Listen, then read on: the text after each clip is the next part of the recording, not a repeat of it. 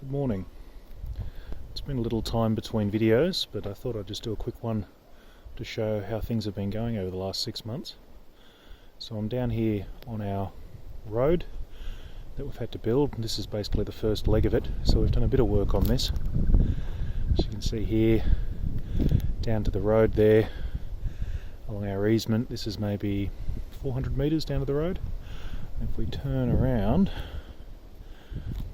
here's the other 200 metres or so that we need to build just to get onto our land. The way it works in Australia is very similar to England. No surprises there, given our legal system was, and still is technically, built by the English. We have a legal covenant over the neighbour's land, which was done when the blocks were subdivided, which allows us a legal right of way over the edge of the property to get onto ours. Without it, we wouldn't be able to build anything on this land, and despite the fact that there is what's called in Australia, or at least Tasmania, a reserved road running up 1.6 kilometres of boundary, we're not allowed to use that, even though that would result in me basically building a road for the state for free. We have to use this easement, and because it is where it is along the edge of the boundary, we haven't got any real ability to put things where the road would be better suited. So sadly, as you can see here from the amount of rock that I've had delivered, there's quite a swampy bit here in the middle. So we've had to build this up. But you can see here, this is a good 2-3 foot, heading towards a metre up, and it's just rock, very similar to what's available on the property, which is annoying because I've had to pay to have this delivered when I've got millions of tons of rock on this 170 odd acres. So anyway, a little ironic, but such is life. The land was cheap, that's all I keep telling myself. So this is the state of the road. So we're most of the way past the swampy bit. We've just got to basically top this off with more of this gravelly, sandy sort of rock that we've got here, and that'll get us most of the way through. I'm expecting there's going to be some there's definitely some low points that I'm going to have to fill in over winter, and I'm definitely going to have to cut a culvert into here. I was a little bit lazy putting it down. I thought, I'll worry about it later.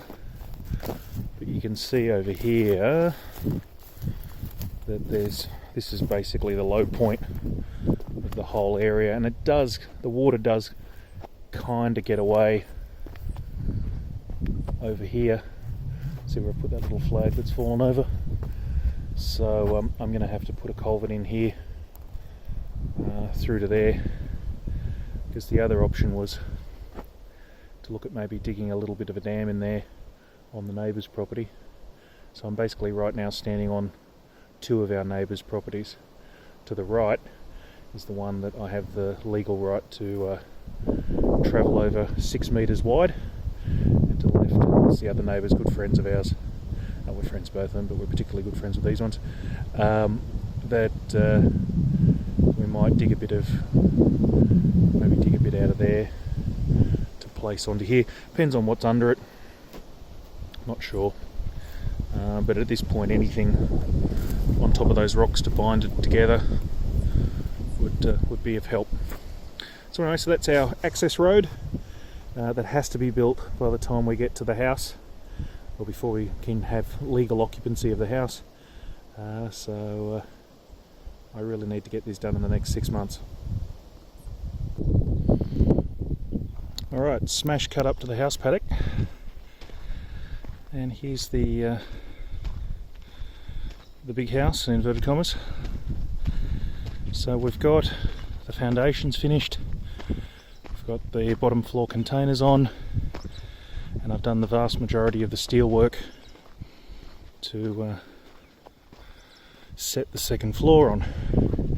There's half the second floor sitting there waiting to be fettled.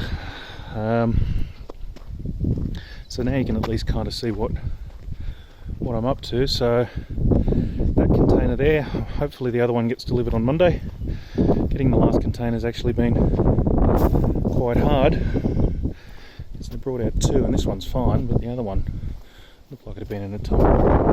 They were also upset when I said, well, you can take that back with you, I don't bloody well want it. So anyway, you can see what happens here. So I've changed the plan a little bit, as is my wont.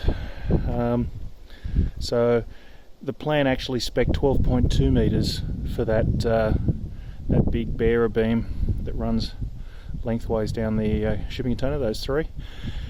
But the steel either comes in 12 metre or 15 metre lengths. So rather than piss about and get 3 12 metre lengths and add 200 mil to the end of them, or 4 inches for our American friends, 8 inches for our American friends, I thought, well, stuff it, let's just get some 15s and put it up there, and then have an argument with the engineer and the building surveyor and the council and cast 1,000s.